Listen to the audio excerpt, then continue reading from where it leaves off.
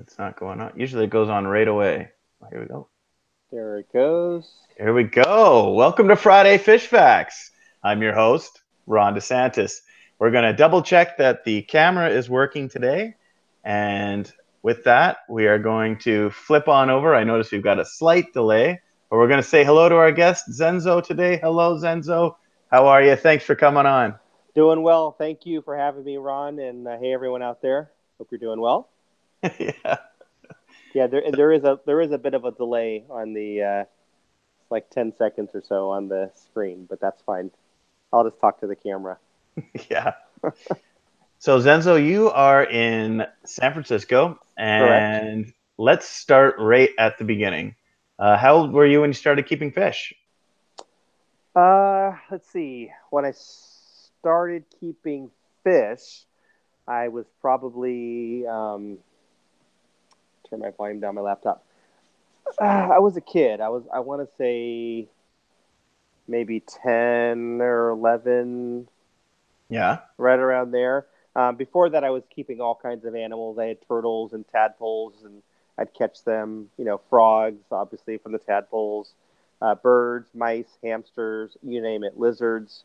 And but I always loved fish. It goes way back to when I was a little kid of like 4 or 5 years old. We would go to the public aquarium here in San Francisco, Yeah. and they had this room where you would go inside and the fish would swim around you.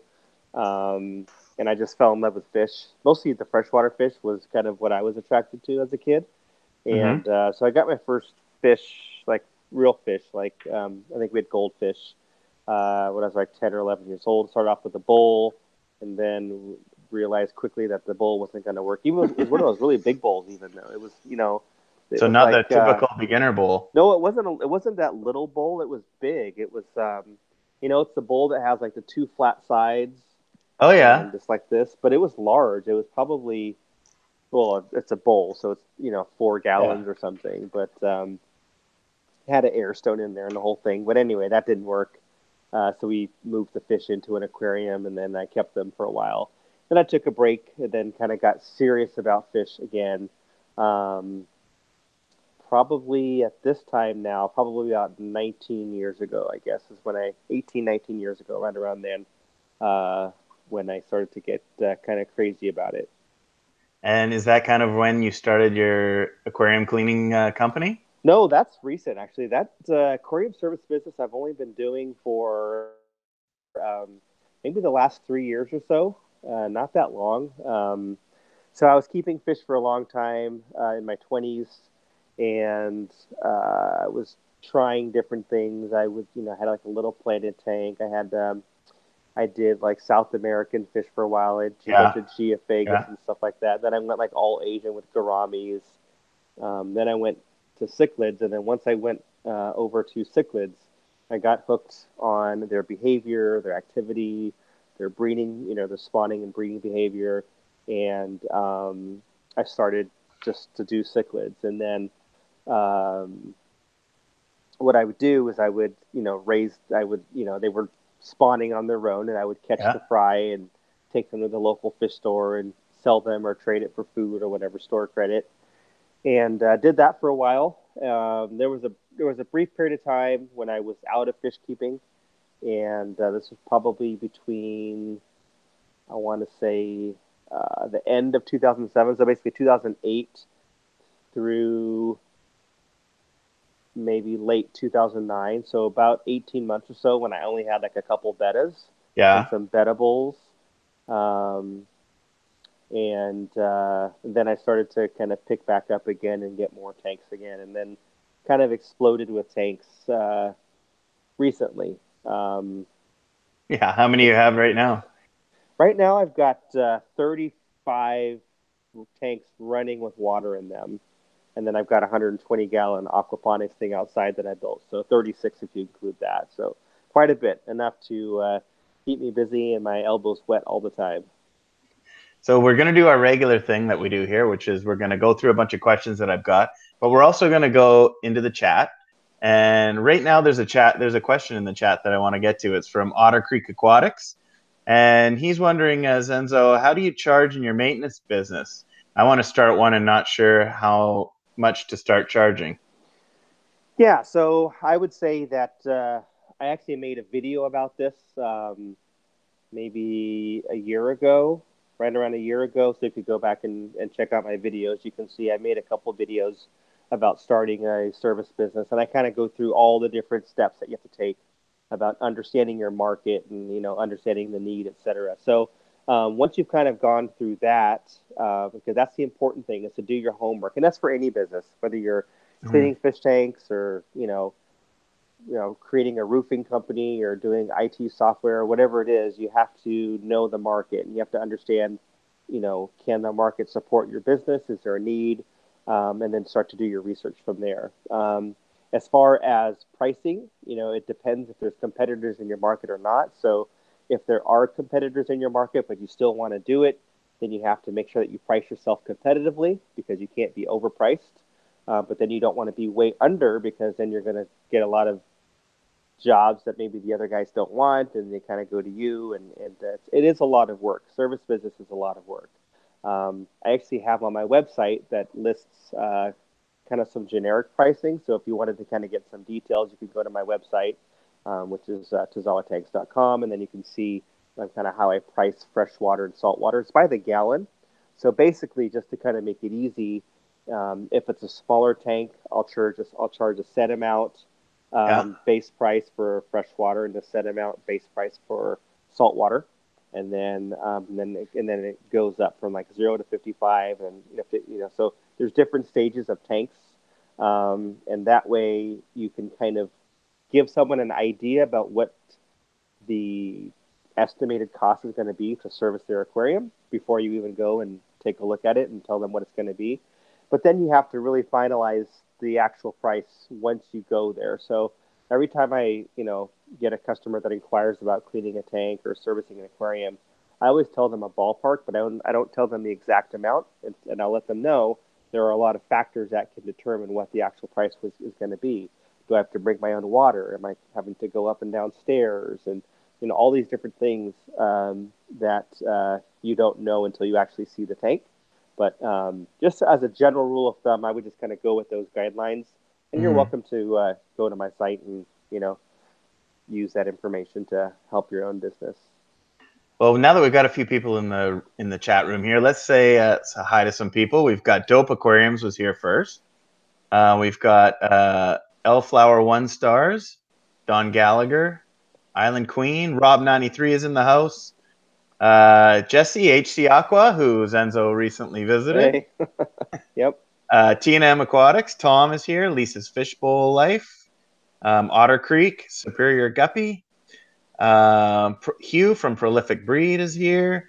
All Candy right. Overhauls is here. She's lurking. Candy's everywhere. She is everywhere. I know. I've already seen her a couple times tonight. Kevin Yeah. Rosenberg is here. Liz from One Fish, Two Fish ROC is here. Kevin's Aquarium. Anthony, the Long Island Fish Guy. And that Maple Street Aquatics. Petsotics. Cameron Learning to Fish Keep is here. Hello, everybody. Welcome and thank you. We are just chatting with Zenzo. And I've got another question for you, Zenzo. Sure. When you started your YouTube channel, Yep. the first few videos that you did for a Oh while, I God, think. they were terrible. No, they weren't. No, they No, weren't. they But they really were. But yeah, but okay. but you weren't in them, and then No. you decided you were So going to yeah, be in front of the camera. Is that kind of when your channel started to take off a little bit? no. So I did my first YouTube video maybe 3 years ago. I I don't think know. 2016. Yeah, Yeah, I watched it. yeah. It was January or February 2006. It was a long. So it was actually about this tank because I made a 3D background and I wanted to share with everyone how I made it, and or not. I didn't like to show them how I made it, but I talked about it. Yeah. Um, but I was really not keen on being in front of the camera. I just wanted to just film, share a couple of my tanks and talk about, kind of what I'm doing in my, kind of Hmm. journey, just like a lot of people are doing. Yeah. Um, and I didn't want to be on camera for a few reasons. I wasn't um, very comfortable showing my face on camera and just kind of putting myself out there on the internet. Um, and wasn't quite sure how people would react to me. So, that was, I had some reservations. And it was actually, of all the people to comment on the first time I decided to be in front of the camera, it was Joey, King of DIY. So the biggest fish YouTuber in our little Yeah. YouTube world, commented on the video that I made on the first time I showed myself, and he gave me some words of encouragement, and basically, just said you did great, and you did better than the first time I was on camera, kind of a thing. And so I thought that was kind of cool. But even after that, I was not serious about YouTube, and I wasn't serious about YouTube for a couple of years, I want to say. It was actually Well, around the beginning of this year, you had around 3,000 subs, right? And you've just taken off since then. yeah. So it was so April of, or maybe it's been, well, we're in 2019, so I gotta rewind here. So I guess it's been about a year and a half. So in March or April of 2017, Yeah. I was up in Seattle on business and stopped by the co-op and happened to catch Corey in the store and chatted with him a little bit. Shared with him, that I had a channel that I wasn't really doing anything about, and he gave me a few pointers, and said, these are the things that I would recommend you do if you want to, make YouTube videos. And so I took his advice to heart and went home and applied everything that he told me. And so that was in April when I started to track it. And I had 111 subscribers in April of 2017. And then I hit 1,000 in September of 2017. Yeah. And then in January, I was at like 2,500 or something, 3,000. And then I did a year over year. So it was April 2018. I was at like 4,111 or something. So I basically Wow. gained In a year. 4,000 subs that first year, when I decided, okay, I'm gonna Yeah. grab my little iPhone 6s, and that's Yeah. what I was using, an iPhone 6s for the first couple of years, and then switched to the iPhone 8 Plus, I and still then use it. yeah, I still use mine too, even though I have a camera and a bunch of expensive lenses now. I still grab my phone, and I will. Some of my videos are half phone and half camera. So Yeah. it just depends on what I'm doing at what point. So I'll take a lot of my B-roll with my camera if I'm building something. Like there's a video coming out this weekend where I'm building something, and part of it's on the phone and part of it's on my camera. So, but anyway, yeah. So I that was my YouTube journey. I just kind of decided in that April 2017 to apply myself and see what happens, and it just kind of took It's been off. skyrocketing since. I wouldn't say skyrocketing, but it's Well, you've hit definitely. 15,000. I had 15K, yeah. Yeah. So that was my goal actually for 2018. So I set goals for myself all the time, and Yeah. I just have little milestones that I want to hit. So my goal for 2018 is I wanted to be at 10,000 by the end of the year, and I was at 15, so I eclipsed that, so that was good. So I've got numbers in my head about where I want to be and when I want to be there, and if things work out and I apply myself, then maybe I'll get there. So that was one of my questions that I have for you. What are the goals for 2019? 2019, I want to continue to improve the content that I'm putting out. Um, I don't want to get into a rut of doing the same thing over and over. I'm very interested in trying different things in the hobby. I've never done reef before, so I've got a little reef set up. You got a That 5 gallon going, right? Yeah, and actually, I just checked the nitrogen cycle, and it looks perfect. So I called the store that I want to go to that specializes in coral. Talked to the manager. He said, "Yeah, that's fine. You can film." So I'm going to film while I go pick out some coral. I've never done that before.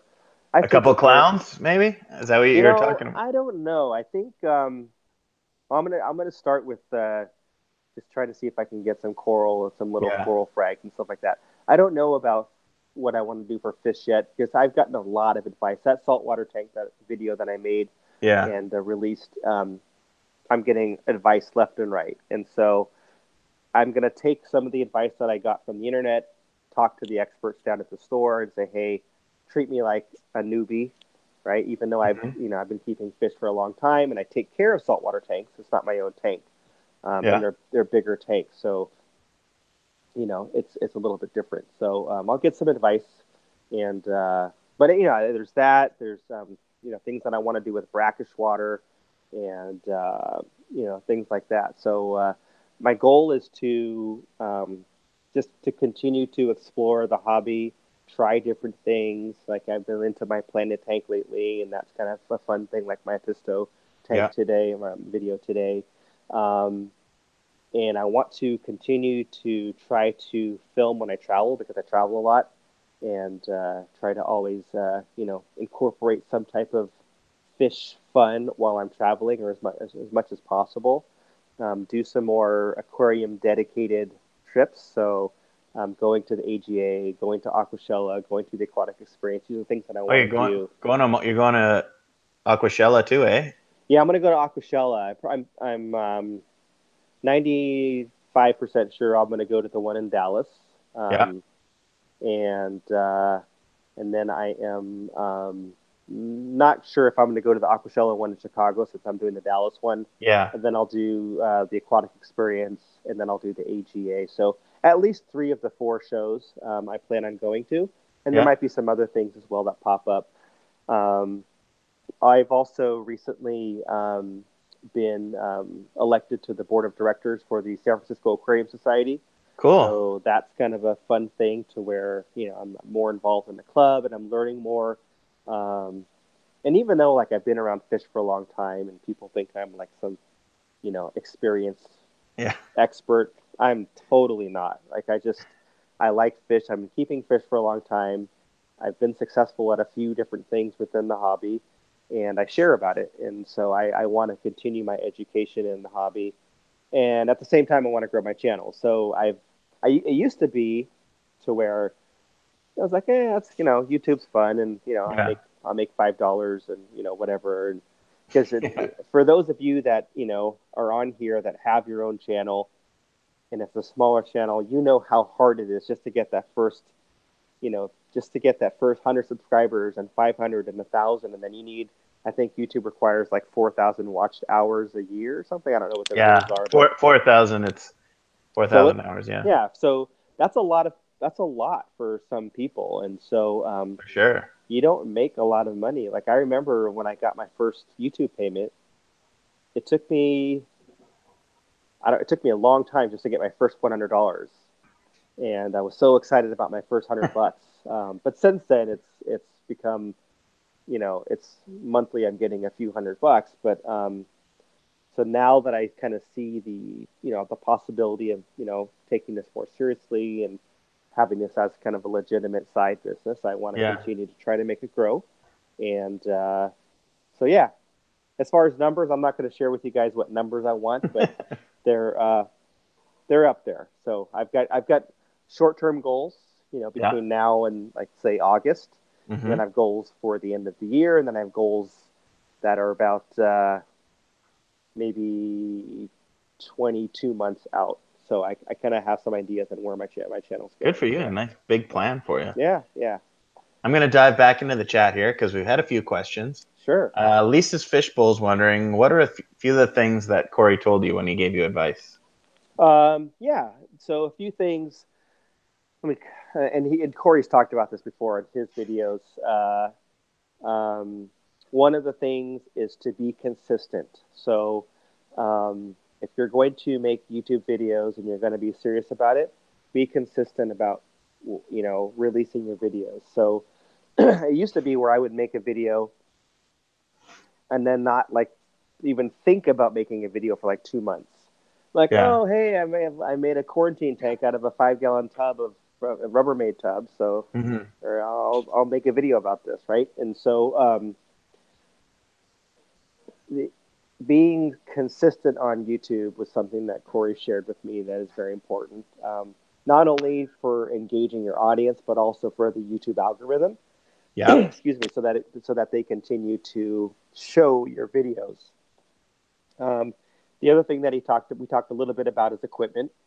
He said that audio is more important than video, and which is ironic because the video that's coming out this weekend, my audio is messed up.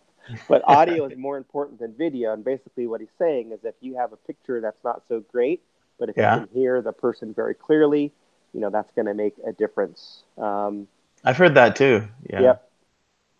And then, we talked a little bit about, some of the SEO stuff, and I'm still learning, and that's kind of an ongoing thing about learning how to use tags and descriptions and, how to best, kind of set up your YouTube vehicle to get picked up. So yeah, it's just, lots of little things, nothing that was, there was no epiphany of like one thing. It was just a bunch of little things that kind of added up to, having more success. Flowers 1 stars. Who takes care of your fish when you travel? Nobody. So I feel like it's better to do nothing than to have someone do something wrong. So you have to realize that fish in captivity are spoiled as far as nutrition is concerned, right? So, like these guys, they're getting a variety of different pellets, and I use different kinds of food. So I'm not going to, say one brand is better than the other because I use them all. But they get a quality food, once or twice a day. They're getting, I'll give them shrimp from time to time. So they're getting fed. They don't have to forage for it. They don't have to fight for it. It's just something that's just dumping a scoop of food in there all the time. So they can survive quite well without food for 3 or 4 or 5, 6 days, and no issue at all.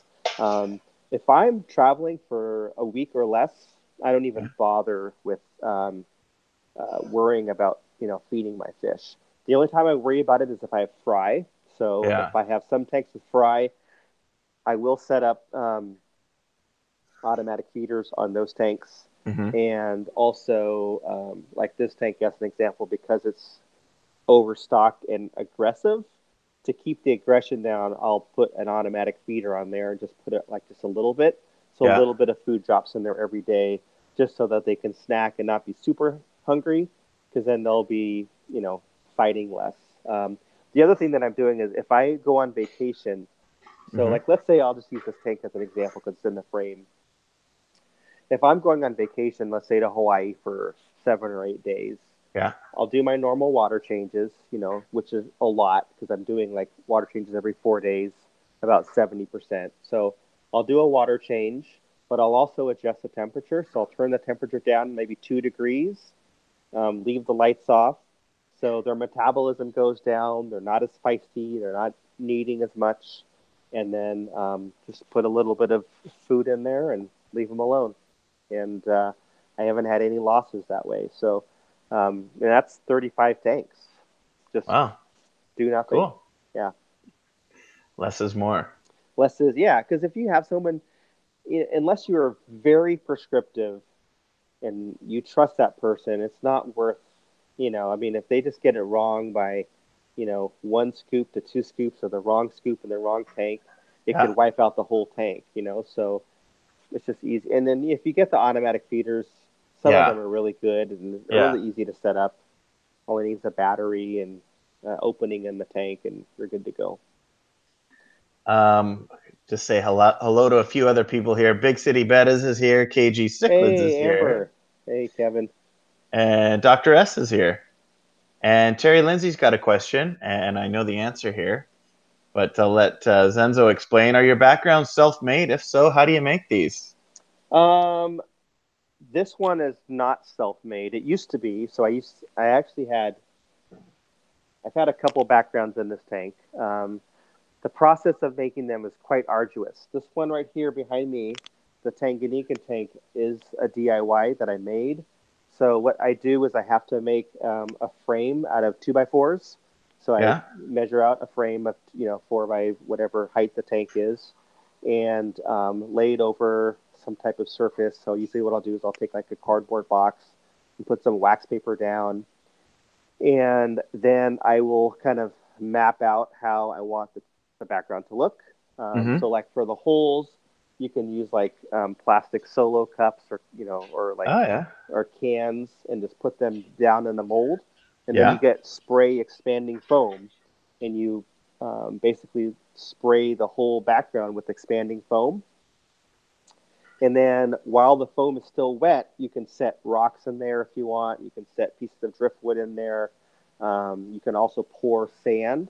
So you can get like a big 50-pound bag of play sand and pour it on top.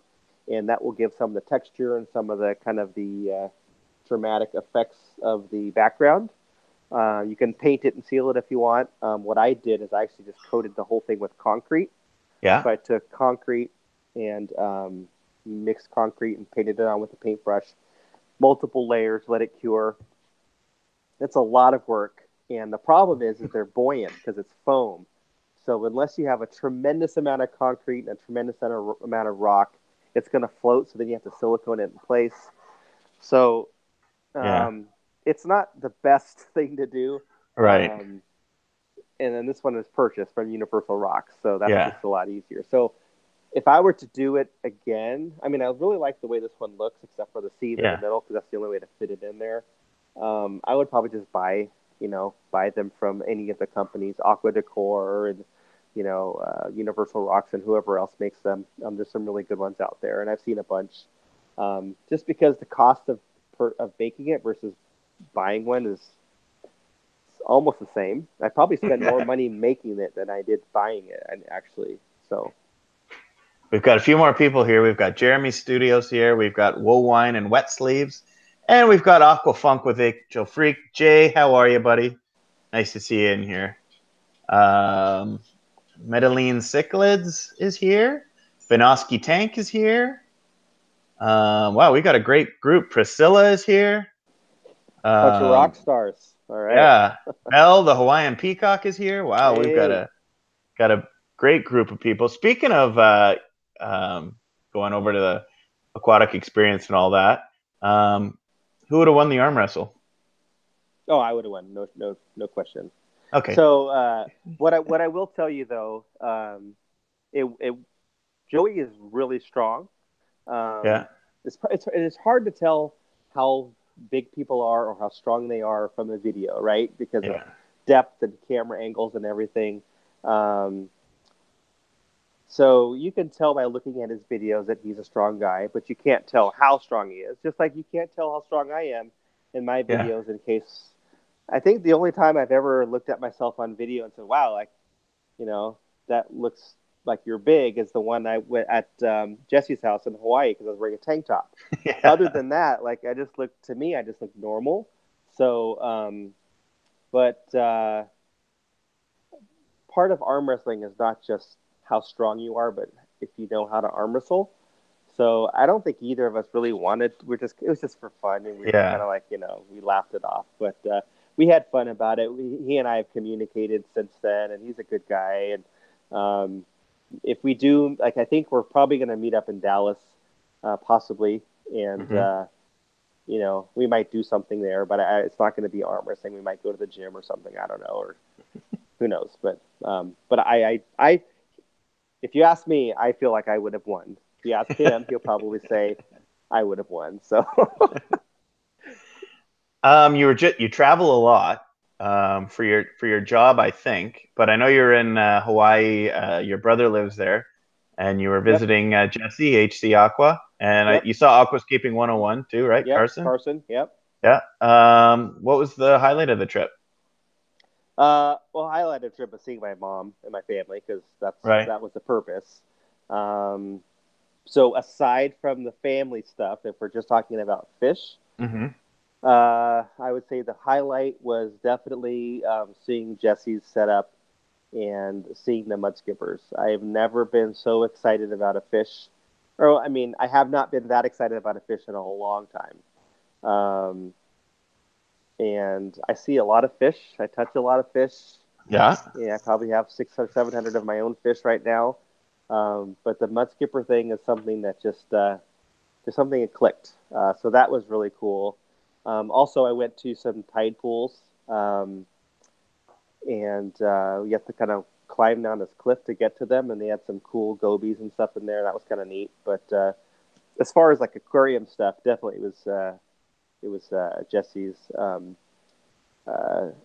the mud skippers. Although another fun thing is my brother has a tank at home because my brother keeps fish, and he's got a few tanks, but he has a display tank, and he had a 29-gallon planted tank that he kind of let go. Yeah. And he was just like, eh. And then he's like, hey, Zenzo, can you help me like tear this down? And I want to aquascape a new tank. Mm-hmm. And he was thinking it was going to take all day. It took me like 30 minutes to like break the tank completely down, drain the tank. He's like, wow. And then he has this ADA. The ADA hat takes on numbers, but it's a big cube, and it's like 32 gallons or something. And we were messing around with it. So that was kind of fun too, just to kind of do something with my brother that was fish related. But that kind of answers the Hawaiian peacocks question. And also we've got one from another one from him, which is when are you going to get your mud skippers? as soon as I could find them. Yeah. I can't. I've called around. There is a fish store here locally. So I work with a couple fish stores when I'm looking for fish, Mm-hmm. and I work with a couple other fish stores when I'm selling fish. But there's one store in particular that kind of specializes in some exotics and some oddballs. So they're looking for me. But they said, if it comes up on the list, we'll get them for you. So we'll see. Otherwise, I might be having to, PayPal Jesse some money and have him go to my brother's post office and ship me something. I see Carson's just joined the chat too. So, hey, Carson, what's going on? We've also got, Candy called it. Here's trouble. We've got Mile High Plecos is in here. I'll just go ahead and ask his question for him. What's your favorite Pleco? I don't really keep Plecos, to be honest with you. So I don't have a favorite. I like looking at Plecos. I like, seeing other people's Plecos, the beautiful vampires and all the different colored exotic L numbers. But every time I've kept Plecos, and I think, I'm trying to think, because I have 35 tanks, I have one Pleco in all of my tanks, and it's just a common. And he's in the Oscar tank. There was a while when I thought, I'm going to breed some bristlenose, some albino bristlenose. Mm-hmm. It's a lot of poop. It is a lot of poop. It's a lot of poop, and I was like, the way that my system is set up, it's a lot better to deal with the cichlids than it is to deal with. There are other people that do a better job of breeding Plecos locally, like Backyard Aquatics, Carlos. Yeah. So leave the catfish to him. He does a great job. He's got an amazing fish room, and I'll do the cichlids. So you just kind of jumped into that. You have been breeding cichlids for profit for a little while now. Yeah. And I believe you have two main stores that you sell to, one in San Francisco and one in the Bay Area. I think you've mentioned that before. One in Daly City, which is basically San Francisco. They're touching. So would you recommend trying to breed fish for profit to people? I would recommend breeding fish for profit if you really enjoy breeding fish and you like the process and you just want to do it for fun and not to make money. Because I can make more money cleaning 2 fish tanks in an hour and a half than I can breeding fish for 3 months. So, one is, a labor of love and one's just labor. So, let's put it, that's the truth. Because when you're selling fish, first of all, most fish stores are not giving you cash. They're going to give you store credit, right?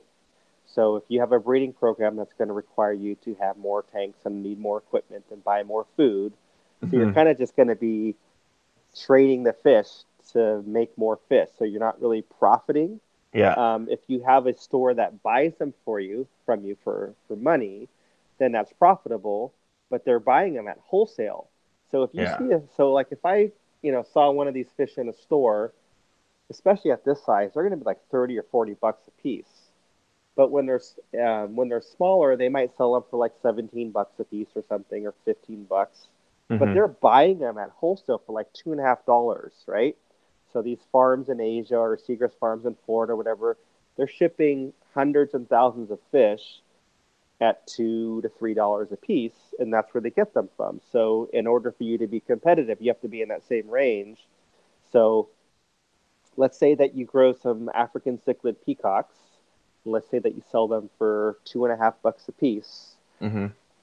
If you sell 50 of them, you're not making a lot of money if it takes you 6 months to grow those fish out, when you could Yeah. have just cleaned a couple 55-gallon tanks and pocketed the money and been done with it. So um, I would say breeding fish for profit is fun if Hmm. it's something that you enjoy, but don't do it to get rich. If you do it to get rich, then you have to have like a real fish farm with like tubs and like IBC totes, and preferably warm weather. If you live in Florida and you have a huge backyard and you can set up, you know, 20 stock tanks with cichlids or something, that would be great. If I lived in Hawaii, like Jesse as an Yeah. example, so Jesse's backyard, Hmm. it's Hawaii, so it's 78, 80 degrees every day, right? And all you need is, an air stone in there, some big giant tubs, breed a bunch of beautiful guppies and sell those. That would be fine. But to do it indoors and to make money, it's not easy. Missing a couple people here. Jamie McDonald, I haven't had a chance to say hi. Just want to say hi. Hey there. And Hunter's channel as well. And KG Cichlids, he'd like a hug from you, Zenzo. So Well, if every you, time I go down to Southern California, he has some excuse about he has to work or something. So you can get a hug anytime, Kevin. yeah, Priscilla's got a good comment here. Everyone's jealous of Jesse's backyard, that's for sure. Yeah, it is really cool. You've got a thumbnail on one of your videos that I love, and it's you and your wife, I think, and you Hmm. saying more tanks, and she's got Oh an yeah. angry face. So, how does she feel about the hobby? Um, she tolerates it. I think Hmm. that's the best way to put it. Um, I think she understands that I have the personality where I need something. Yeah, That I have to have something that's engaging, that's making me, focus on something, giving me a purpose. yeah, And it can't only be physical stuff. It can't only be, lifting weights or whatever. It has to be something else that's stimulating. So she understands that. But I think at the same time, it drives her crazy. So yeah, I'm limited on how many tanks I can have in the house. So I've got, there's actually four in this room. So there's these two behind me, and then there's two over here, the planet tank, and then the little reef tank over there. And then there's one upstairs. So that's it for the house. And then the rest are down in the basement. So those are kind of out of sight, out of mind. Um, so yeah, it's one of those things where if your spouse is super into something that you're not super into, and it becomes invasive, it becomes an issue, right? So yeah, I just have to really limit it to I always make sure that my tanks look really nice inside the house, so they don't smell bad. They look yeah, nice. People like to see them. I try not to do water changes when anyone's home, so that there's no pythons running across the couch or anything. Every once in a while, it has to happen that way, but for the most part, I try to do all the maintenance when no one's here, so they just see the tanks and that's it. Um, so yeah, that's it's yeah. that's about it. So So obviously you're an African cichlid guy and Oscars, but I yeah, quickly want to talk about the pistogrammies that you got. Candy's a pistogrammy fan; she's got some herself. ours are Uh, related. Our Candy's fish and my fish are relatives from Barbara Jackson, right? from Barb. Yeah, they might even be like brothers and sisters or cousins or something. So yes, Oh, that's cool. So, yeah. what other plans do you have for the that planted tank? Uh, well, so last night I decided to put some corridors in there. I have a bunch of I had five stir by corridors that were upstairs, hiding under some moss and some wood that I never saw in my daughter's room. So I caught them all and I put them down here, and they've been loving in the tank. And it's actually brought the cardinals out. So I've got 50 cardinal tetras in there, and they were always hiding. For some reason, putting those 5 corridors in there has made the cardinals feel more secure. So they've been swimming out. What kind of Corys are they? Stir-by. Oh, yeah. But I think I'm going to do more cardinals. I want a lot. I want like this big blue mass of, cardinals swimming back and forth, kind of like Pandora or something, from Avatar. So I'm probably going to do like 25 or 50 more and just have like a ton of cardinals in there. I think that's it for fish. I have a feeling that the big apisto killed my cherry shrimp, but I've got a bunch of Amano shrimp in there still. So I might put a few more Amanos in there. I had cherries with apistos, and quickly I had no more cherries. Yeah, no more cherries. Yeah, even the big ones. He chased the big ones around. Well, let's see what else, and then just some plants. I want to get some red plants because I have a lot of green in there. So I'm going to keep. Well, you got the CO2 for it, right? I have CO2. In fact, I need to get those red plants going. Got to refill my bottle soon. It's down to like the last. I've got like 2 days left on it. So, but yeah, we have our fish club on Friday. So we have a huge plant contingent in our fish club, and hopefully I'll see something red that doesn't get bid up too high. Otherwise, I'll just go to the store, or I'll probably order them from Corey or something. Corvus Ocean's got these flamingo crypts that he's got. They're like bright pink. They're really cool. He's got some beautiful. I've actually been in his fish room. He's got some. Oh, really? Cool. Yeah, he's got some beautiful tanks. His 240 is really cool with all the runny nose and everything. So yeah. Fitness or fish? Ooh. Well, if I had to pick one, or like what for like what do you like better? What do you like better? What do you enjoy more? I enjoy fish more, but fitness is part of my life. So if I had to choose one, here the thing is I'm getting older. Okay, so I can't do fitness forever. I can't be 70 years old and bench pressing 380 pounds or whatever. But and I could do fish till the very end. But that's too tough. I mean, I enjoy fish. They do totally different things, right? So fish for me is therapeutic. It's relaxing. Mm-hmm. It's kind of like gardening where you're just kind of like by yourself. You put on the headphones. You listen to the water. You're cultivating live animals. Some of them are pets. And fitness for me is a way of releasing, energy, making myself feel better physically, making myself feel better, emotionally, as far as, you feel good, you look good, kind of a thing. It's good for me. So, but it's hard while I'm doing it. So while I'm doing it, I don't always love it. Yeah. Like I'm already thinking, like I know Saturday I'm going to do squats and I'm going to go heavy. So I'm not looking forward to Saturday at all, like at all. But then, like, tomorrow I've got to do water changes. I'm like, oh, I can do some water changes. It's not that big of a deal.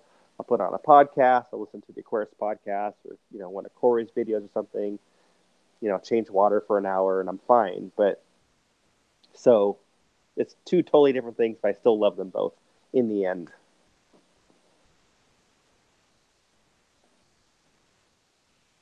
Did we lose audio?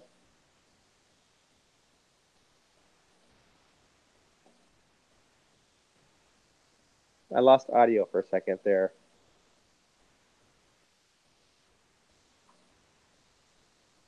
Can you hear me?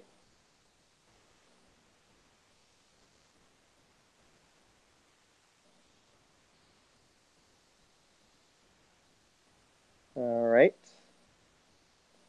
I can see the stream. I can see... Okay, here we go. I was frozen for a while there. It must be me, but I'm back. All right. Okay. I'm seeing question. I was reading the chat while you were Yeah, going while I was locked out. We got Carrie Pitts is here. We have got Dan's Fish. Hello, Dan's Fish. Dan's got some beautiful archer fish over there, among other things. Anyway, your best video, well, best, I shouldn't say best. I should say your video with the most views is DIY aquaponics. right. Why do you think that's the most successful video that you've made? You know, it's such a silly little video that I didn't put very much thought into at all, obviously, because I don't feel like it's that well made. If I were to go back in time and knowing that it was going to be, that well viewed, I would have put a lot more work into it. Mm-hmm. But I think it's successful because it's a huge segment of, people that are interested in something that's not even aquarium related, right? It's a lot of the people that are watching that video care zero about, keeping African cichlids and planted tanks and all kinds. They just want to know about aquaponics, growing food and fish and things like that. So I think a lot of the views are because of that, and the fact that it's a very small system that you can grow right in the city, and you can grow fruit and vegetables, and kind of enjoy something in your backyard. So I think that's why it's viewed so well. Because I've got a couple of those aquaponics videos, and a few of them have seemed to do pretty well in views. I hope people can hear me again. Yeah, we can hear you. Okay, good. I've got one. I might be mispronouncing your name, and I apologize. Pastruni, Zenzo is God. I just wanted to read that. Here we go. We've got another question here. What is the best beginner African cichlid? I guess I'm going to say it's going to depend on what you want and how big of a tank you have. So what would you recommend let's say, what are you going to start with for Africans? 55 gallon? I would say 55 I would say get the biggest tank that you can fit, not the biggest tank you can afford. So if you can only afford a 55-gallon tank, but you have room for a 125, wait 4 months, mow some lawns, wash some cars, save up your money, and buy the bigger tank. The bigger tank is always going to be better. So buy what you can fit, not what you can afford. That would be my first advice. Yeah. The next thing that I would say is you have to decide, do you want Mbuna or do you want peacocks or haps? So if you want haps, you're going to be limited because you really need a bigger tank for those. So let's say it's 55 gallons. Let's say it's 75-gallon tanks. Then you have more options. So 75-gallon tank, you could do peacocks, you could do Mbuna, you could do both. Doing both is more difficult because of diet. I would say that do either or. And if you're going to do Mbuna, if you're just starting out, pick some that are less aggressive.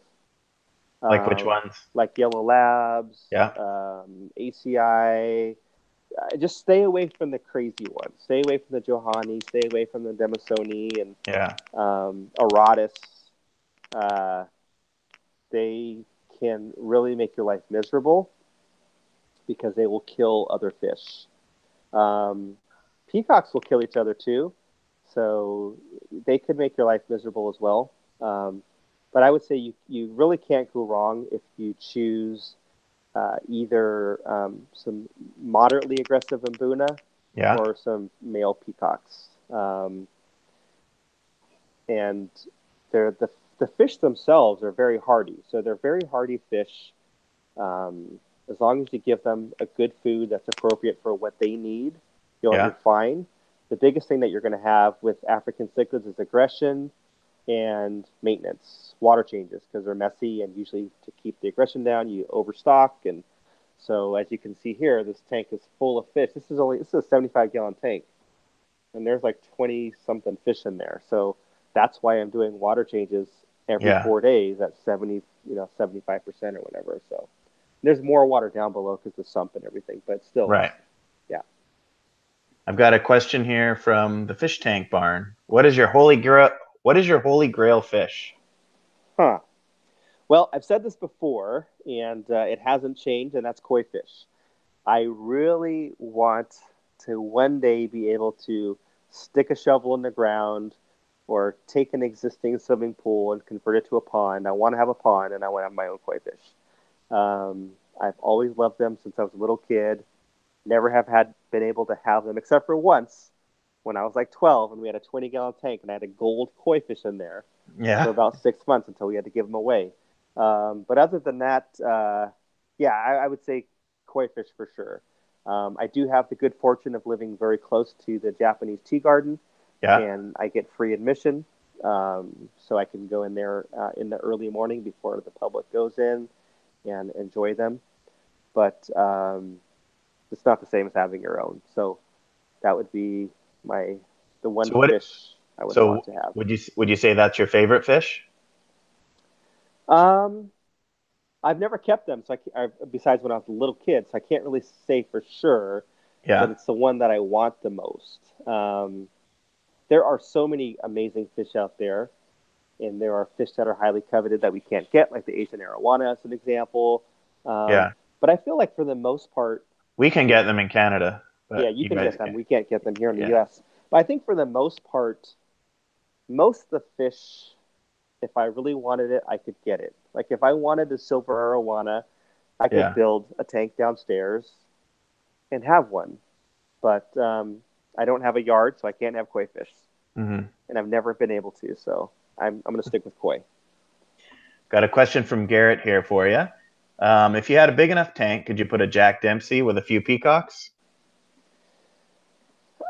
You could. I've seen it done before many times. Um, I, I guess, yeah, the answer is yes.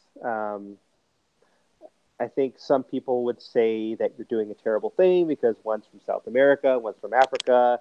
The pH requirements are different, but for the most part, most of these fish are, captive bred and captive raised, so they're all coming from the same water, similar waters. So that's really not so much of an issue. Peacocks and Jack Dempseys, you're not going to have a huge discrepancy as far as diets. Hmm. The peacocks are going to be probably more aggressive, Yeah. but the Jack Dempsey's larger, so they'll probably be fine. I've seen it done. It's probably not something that I would do like on purpose, but Yeah. I also stuck an African cichlid in my Oscar tank, so you know It it happens. works. Yeah. What's the biggest mishap you've ever had in your fish room? Oh, I think the one where I killed a tank full of Mbuna. So I was doing like 15 or so water changes, a bunch of tanks downstairs. Forgot to put prime in one tank, refilled it, came back, they were dead. Um, so we have chloramine in San Francisco, Oh, you do? so Yeah. it's very strong and it will kill your fish in a matter of hours. So I even notice like when I'm refilling a tank, I Hmm. have to put treatment in the water as I'm refilling because if I wait for the tank to fill all the way up, they're already freaking out. They're already like acting funny and scratching themselves because the chlorine is very strong. The chloramine is very strong. So I wish we had chlorine, but so killing It's a good that tank full it's of good that fish you with it's good that you know that you have that though, because some people think, oh, I'll just leave my water out for 24 hours and not use chemicals, but that only yeah, works for chlorine. right. Yeah, it doesn't work for chloramine. It's nasty stuff. So I understand why they use it. It's more stable. Yeah. Um, so municipalities are, they're able to control the water better because chloramine is stable. It's chlorine and ammonia bonded, and it doesn't go away. It doesn't gas off or anything. So they're assured that the water from the water supply to treatment center, whatever, to our end faucet is still bacteria free. With chlorine, depending on how far it travels and what it encounters on the way there, a lot of the chlorine can gas off, so less stable. I'm noticing a lot of trash talking in the chat about Aquaman. And I've always been an Aquaman fan. I think he's pretty cool. He can breathe underwater. He can talk to fish. I notice Amber is not a fan of Aquaman. That's why she feels that they had to make him sexy so people would like him. You know what? I haven't seen the new Aquaman yet, but I've seen the rest of the Justice League movies, and you know what? Either way, I'm down Yeah, with Aquaman. I will say that. So Jason Momoa, he's kind of a cool actor, and I guess ladies like him. He's a good-looking Yeah, guy. yeah, Um, I like that. I like them using him as the actor to portray Aquaman. yeah. But I would agree that Aquaman as a superhero is not the best, right? And then on top of that, and I don't want to start any comic book wars, but he's DC, and Marvel in my mind trumps DC. So I'm always going to go with a Marvel character over a DC character. Even Superman, even though Superman's like the strongest, or he's not even the strongest, but he's one of the greats. But there are Marvel superheroes that are better than Superman or stronger than Superman. But yeah, so anyway, but Batman's the worst because Batman's not even a superhero. Well, he He's just doesn't have any powers. no, Yeah, he's just a rich guy that yeah. has some toys. Like, If we were like when I was a kid, I was a huge Marvel comic fan yep, as opposed to DC. But now, if you ask me, like, if I could say any superhero, it's James Bond okay, because because you can because he's super cool he's very cool. Yeah, and he drinks. yeah, he drinks martinis. Yeah, Yeah. Um, this kind of went the other way a little bit here. So anyway, we've run out of time. We are at our 1 hour limit, just about. So I'm going to throw it out there to anybody. If anybody else has a question or two that they've got out here, then we will ask Zenzo. And if we don't have one, hang on. James Bond is not a superhero. Now, a lot of people do say that, but I mean, he fights the bad guys, and he's not really believable. So why wouldn't he be? Why wouldn't he be a? he doesn't have any powers either. No, he doesn't, I except for would ta- drinking. I would take And Batman over James Bond. would you rather be James Bond though? I'd rather be Batman. Would it? Oh yeah, I would take James Bond. Batman because think about it because James Batman, Bond does okay with the ladies. but so does Batman when he takes his mask off and he's driving around in his Lamborghini and going to parties That's true. because he's super rich, right? So he's Yeah. got a mansion, he's super rich and good-looking guy, can have all the fun he wants, and then he puts on his mask and his utility belt and gets in his Batmobile and whatever, and he has better toys, and so yeah, and no government to tell him what he can and can't do, like with Yeah, James Bond. yeah. One last point on James Bond. Priscilla's asking which James Bond? Daniel Craig. It's Daniel Craig. He used to be Sean Connery, but Daniel Craig's he's the man. Well, I think that's it. We have run out. We have run out of questions. We have kept Zenzo here for an hour. So Zenzo, I just want to say thank you so much for coming on. My pleasure. Tazawa Tanks, that's his channel. If you're not familiar with it yet, I'm sure Check you it will out. be. Check it out for sure.